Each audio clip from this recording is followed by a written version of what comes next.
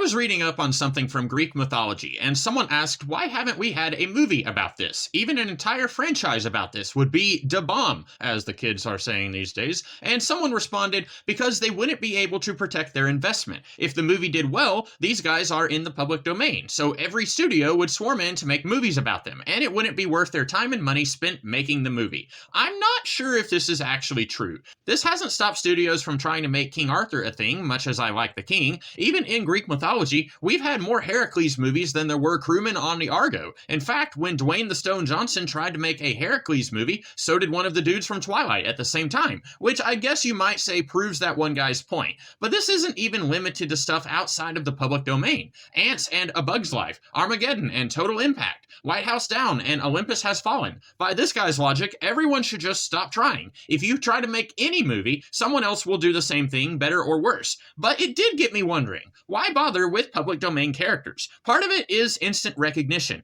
It's less likely you'll have to convince people to pay to watch this if they're already familiar with the characters. But that might be exactly what bites you in the tush if another studio wants to cash in on that as well. As someone who likes to write, sometimes just figuring out what happens is difficult. If you don't know how to get from point A to point B, maybe using this fairy tale or episode from mythology can help you out. You might realize you don't like how this fairy tale ended, and you might want to change it up. It's in the public domain, have at it. If you sometimes have trouble getting your creative juices flowing, this stuff can help you light the spark, but then you fan the flames all on your own, depending on what you change. Maybe you have an artistic reason for retelling this story. I don't think people were clamoring for a new version of the Odyssey, and if they were, I don't think Christopher Nolan is the kind of mercenary who would take that job unless he had an interesting spin on it. It might be nothing more than you want to boldly go where no one has gone before. Seconds after Mickey Mouse went into the public domain, people were climbing over each other to make horror versions of Steamboat Willie. I can't say that's something that interests me, but clearly at least 4 people thought that was a good idea.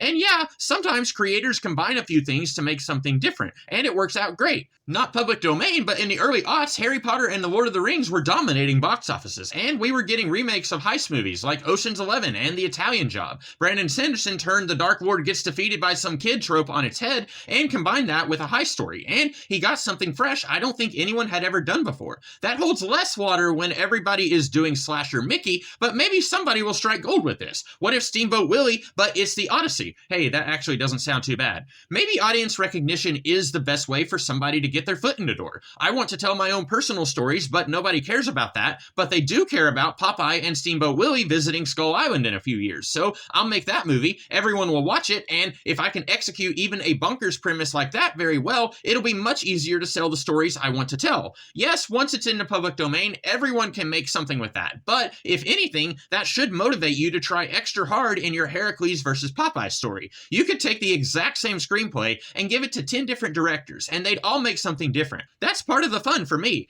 Financially, you might think other versions of this same thing will stomp on the toes of someone wanting to franchise it out, but that didn't stop these people from executing their vision. So if you were rethinking your Nancy Drew, Betty Boop, Maltese Falcon remake, think again. Maybe yours will be better than the other reinterpretations of these characters.